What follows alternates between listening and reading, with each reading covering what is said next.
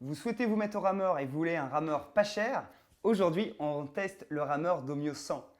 Bonjour et bienvenue sur ma chaîne, je suis William, votre coach sur Rameur Indoor. C'est un plaisir de vous retrouver aujourd'hui pour cette nouvelle vidéo.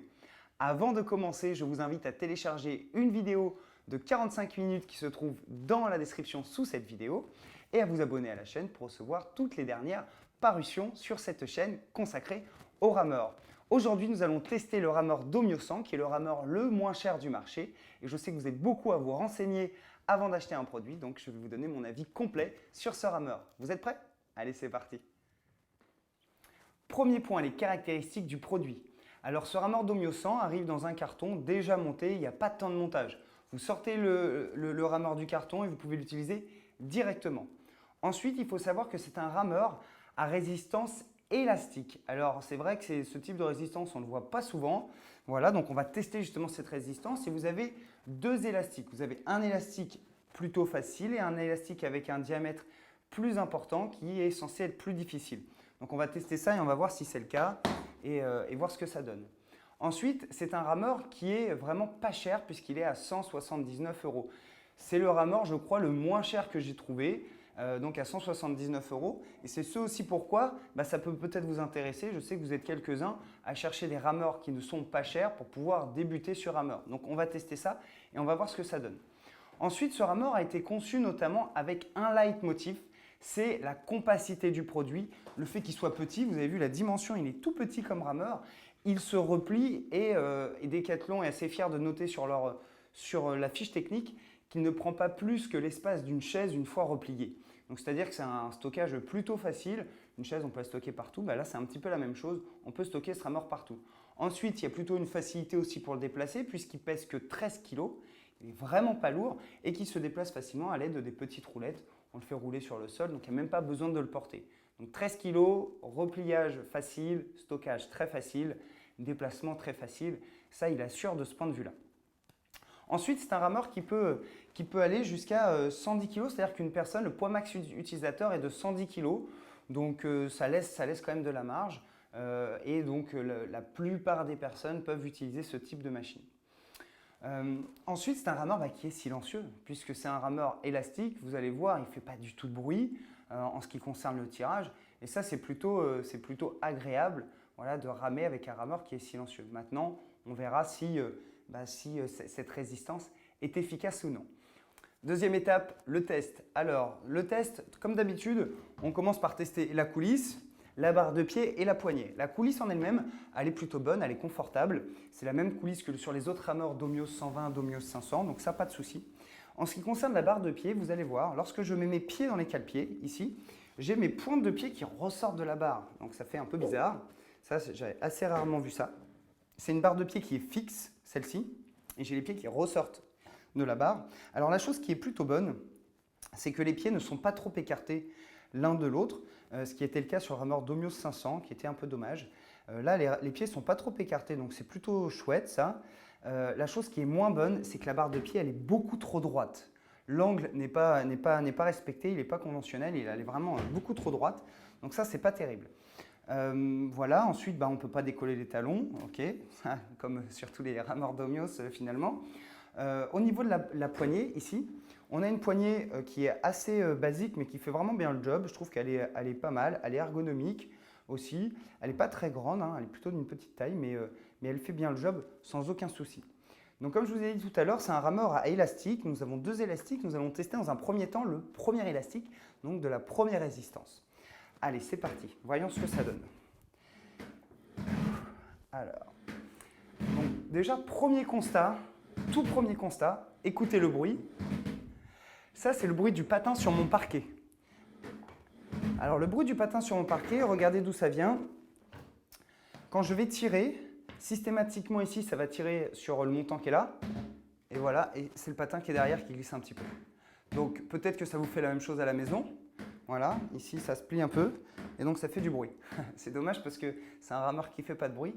Et là, chez moi, en tout cas, ça fait du bruit. Alors peut-être que vous avez du carrelage, de la moquette, du lino, je ne sais quoi, quel autre revêtement. Et peut-être que ça ne fait pas de bruit, mais en tout cas, chez moi, ça en fait. Et ça, c'est un petit peu dérangeant.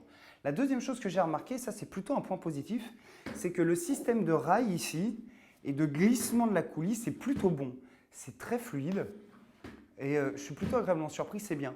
Et je trouve du coup d'autant plus dommage que sur le Domios 120, que le glissement soit moins bon. Voilà, je vous invite à regarder cette vidéo sur le test du rameur Domios 120. C'est un rameur d'une gamme supérieure, mais je trouve qu'il est vraiment moins bon que celui-ci. Celui-ci fait vraiment l'affaire, fait vraiment le taf et c'est bien. Ok, donc ça par rapport à ça. Ensuite, par rapport à la résistance, donc on a dit qu'on est sur la résistance numéro 1. Regardez ce que ça donne un petit peu dans mon mouvement. La résistance, j'ai l'impression qu'il n'y a rien et qu'elle est inexistante. C'est-à-dire que je vais pouvoir ramer pendant une demi-heure, 40 minutes, 50 minutes. Bon, ok, j'ai fait un mouvement sportif, mais il n'y a vraiment pas de résistance. Donc ça, c'est vraiment dommage. Je trouve que cette résistance ne sert à rien en fait. Je trouve vraiment qu'elle n'est pas du tout pertinente. On va tester après la deuxième résistance pour voir si c'est mieux. Mais celle-ci, c'est quand même pas terrible. Donc au niveau de la deuxième résistance, c'est très facile pour pouvoir la changer. Pour pouvoir la changer, il suffit ici de dévisser. Hop. On dévisse la poignée. Une fois que la poignée est dévissée, on va retirer l'élastique de l'arrière du rameur, ici. Hop. Puis, on retire l'élastique des poulies et on fait la même opération avec l'élastique avec un diamètre supérieur. Donc, on passe l'élastique dans la première poulie, dans la seconde, puis on l'amène jusque sur l'arrière du rail qu'on vient fixer dans le logement. Hop là. Très bien. Une fois que mon élastique est dans les deux poulies et fixé derrière, je viens refixer la poignée ici au bout. Je tourne, c'est un système de pas de vis. Et ça y est, j'ai une résistance plus difficile. Donc on va voir ce que ça donne au niveau de la résistance plus difficile.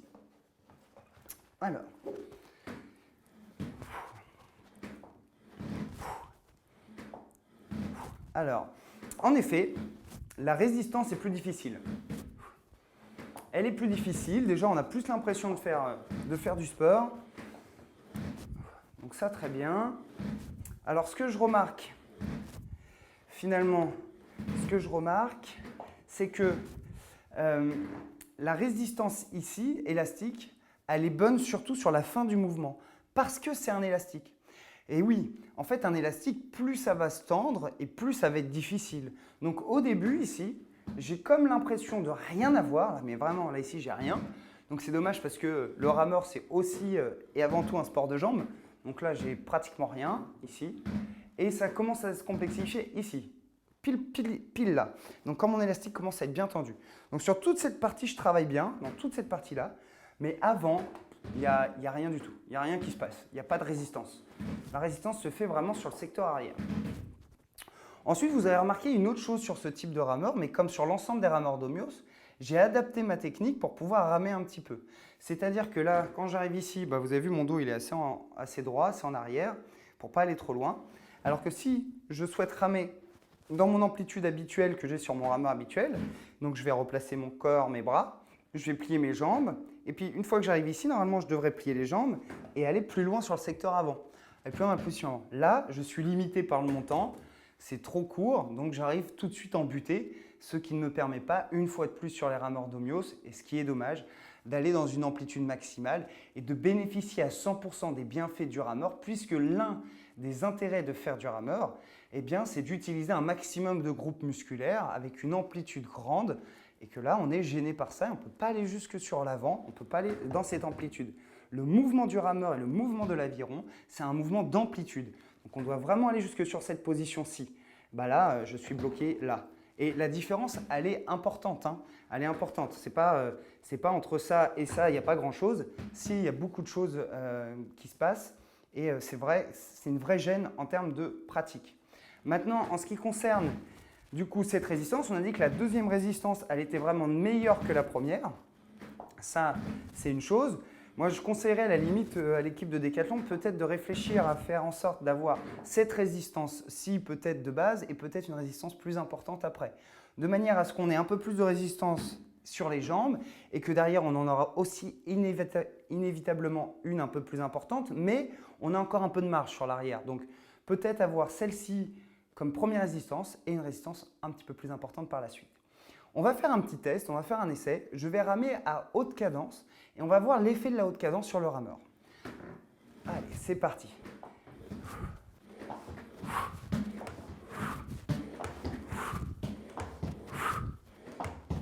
Bon, ok. Ok, on a vu. Très bien. On a vu. Si vous suivez ma méthode et si vous suivez les vidéos sur ma chaîne YouTube, il y a pas mal de séquences où on fait des hautes cadences, on varie haute cadence, basse cadence. Et si ce n'est pas le cas, je vous invite à les regarder, à les faire. Elles vous aideront pour vous entraîner. Là, pour le coup, la haute cadence, c'est clair et net. C'est assez difficile de le faire sur ce type de rameur. Vous avez vu comment ça se déplace. La seule possibilité que vous allez avoir, ça va être de caler le rameur. Donc, il va falloir soit mettre des poids, une barre, n'importe, quelque chose pour le caler le rameur devant et derrière pour pouvoir monter la cadence sans que le rameur il bouge. Parce que là, clairement, le rameur, il bouge dans tous les sens. Ça fait déjà de nombreux tests qu'on fait sur des rameurs et celui-ci, il bouge vraiment dans tous les sens. Donc, c'est vraiment un point limitant pour moi.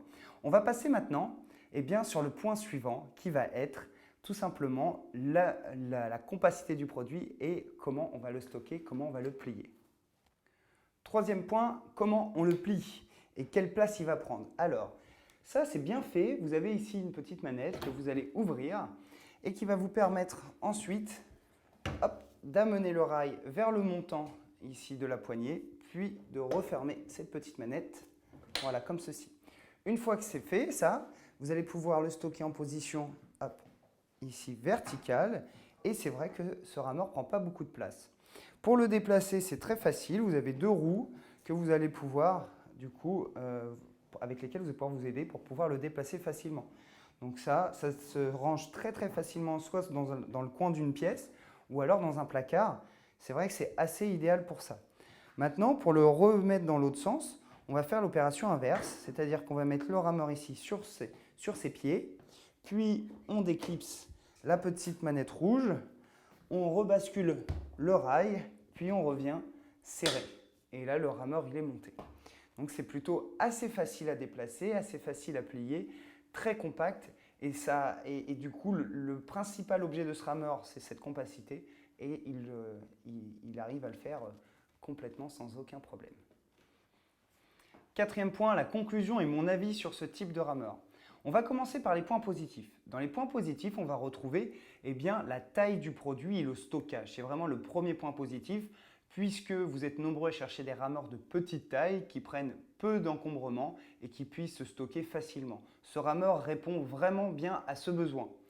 L'autre point positif, c'est le prix. Ce rameur à 179 € est un prix imbattable. Vous ne trouverez probablement pas moins cher en termes de rameur à tirage central. Donc, c'est vraiment un de ses points forts. Ensuite, l'autre point positif, vraiment j'ai été bluffé par ça, c'est la fluidité du rail et de la coulisse. J'y croyais pas du tout et pour le coup, ça roule très bien, c'est très fluide et je le trouve vraiment meilleur à la limite que la gamme juste supérieure. Ensuite, l'autre point positif, ça reste le niveau sonore du rameur, c'est-à-dire qu'il n'y a pas de bruit puisque c'est une résistance élastique. Donc pas de bruit, donc c'est un confort auditif qui peut être assez intéressant. Dans les points négatifs, il va y avoir le manque d'amplitude. On ne va pas réussir à aller loin vers l'avant, on ne va pas optimiser le coût d'aviron et donc les bienfaits de l'activité du rameur au maximum, donc ça c'est dommage. Ensuite, il va y avoir ce fameux grincement, en tout cas pour moi et dans ma situation avec mon type de parquet, ça a été un point négatif puisque le rameur ne fait pas de bruit sur la résistance mais fait du bruit sur le grincement, donc ça c'est dommage. Et en fait ce grincement il est dû à un manque de rigidité de l'ensemble puisque vous avez vu que ça bouge ici et il y a un manque de rigidité de l'ensemble. Peut-être que ce cas-là, vous ne l'aurez pas chez vous en fonction du revêtement du sol que vous allez utiliser. Ensuite, il y a un autre point qui est plutôt négatif dont on n'a pas parlé, mais vous l'avez vu, c'est qu'il n'y a pas de compteur. On n'a pas d'analyse des chiffres, on ne sait pas à quelle puissance on est, à quelle cadence on est, etc. Donc ça, c'est un point négatif, mais j'ai envie de vous dire que dès lors qu'on a un rameur avec un élastique, on ne peut pas avoir de compteur et de chiffres précis ou quel qu'il soit avec ce type de résistance. Donc c'est induit vraiment par la résistance et le mode de freinage. Enfin, plutôt le mode de résistance pour le coup, puisqu'il n'y a rien à freiner. Ensuite, tout simplement, à qui peut utiliser ce rameur? Voilà, pour qui il est fait. Ce type de rameur, il est très bien pour toutes les personnes qui ont un petit appartement, qui souhaitent bénéficier d'un rameur qui se stocke facilement, mais aussi plutôt adapté pour les personnes de petite taille qui souhaitent reprendre une activité physique, vraiment une activité physique douce, sans montée de cadence, sans rythme important.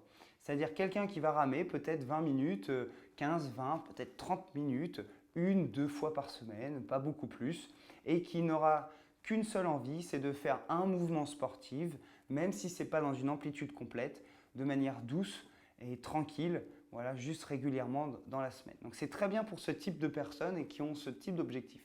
À partir du moment où vous êtes quelqu'un plutôt d'une grande taille et si vous avez vraiment envie de perdre vraiment beaucoup de poids ou perdre même ne serait-ce que quelques kilos, eh bien du coup ce n'est pas forcément adapté à vos besoins. Ce type de rameur. L'autre chose, vu que c'est un rameur à petit budget, il est aussi intéressant pour les personnes qui souhaitent faire du sport à domicile avec un outil qui se range facilement dans un budget très restreint et un petit budget.